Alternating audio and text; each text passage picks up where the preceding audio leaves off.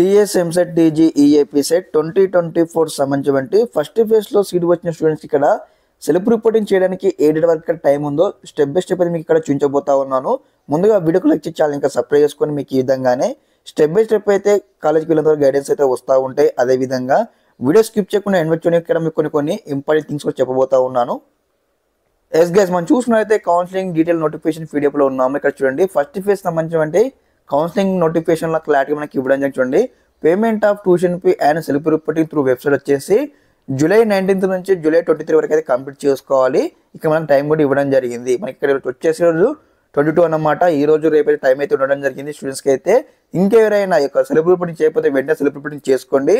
మీరు self reporting చేయకపోతే మీ యొక్క ఫస్ట్ ఫేజ్ యొక్క సీట్ అయితే క్యాన్సిల్ అవుతుంది. గుర్తుపెట్టుకోండి గైస్, మీ ఫస్ట్ ఫేజ్ యొక్క సీట్ క్యాన్సిల్ అవుతుంది. మీరు సెకండ్ ఫేజ్లో వెబోషన్ ఇవ్వచ్చు, కాకపోతే ఫస్ట్ ఫేజ్ యొక్క సీట్ అయితే క్యాన్సిల్ అవుతుంది.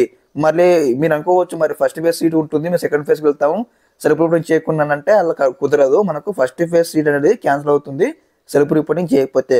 ఒకసారి ఇది గుర్తుపెట్టుకొని మీరైతే సెల్ఫ్ రిపోర్టింగ్ చేసి మీరు నెక్స్ట్ ఫేజ్కి వెళ్ళినట్లయితే మీకు ఏమవుతుందంటే ఫస్ట్ ఫేజ్లో మీకు వచ్చిన సీట్ ఉంటుంది. అదేవిధంగా ఇన్ కేసు మీకు సెకండ్ ఫేజ్లో మళ్ళీ సీట్ రాకపోతే ఫస్ట్ ఫేజ్ సీట్ మీకే ఉంటుంది కాబట్టి మీకు ఏ ప్రాబ్లం ఉండదు.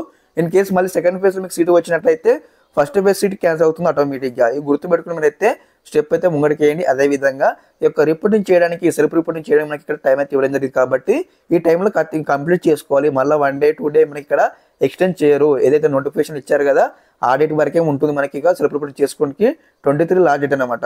ఓకే, అదేవిధంగా దీనికి సంబంధించిన కంప్లీట్ గైడెన్స్ అయితే మళ్ళీ వస్తూ ఉంటాయి. అదేవిధంగా ఇక్కడ వచ్చే స్టూడెంట్స్కి అయితే ఒక డౌట్స్ అయితే ఉండడం లైక్ ఏ విధంగా అంటే మేము ఫస్ట్ ఫేజ్లో పేమెంట్ కట్టాం, అదేవిధంగా మళ్ళీ మేము సెకండ్ ఫేజ్కి వెళ్ళాము, మళ్ళీ సెకండ్ ఫేజ్లో పేమెంట్ కడతామా లేదా మరి ఫస్ట్ పేమెంట్ ట్రాన్స్ఫర్ అవుతుందా ఇవన్నీ కూడా డౌట్స్ అయితే ఉండడం జరిగింది. చెప్పాను నేను కంప్లీట్గా ఈ రోజు రేపు వీడియో వస్తాను. ఈరోజు అయితే ఈరోజు అయితే వీడియో చేసి అప్లోడ్ చేస్తాం మన ఛానల్లో.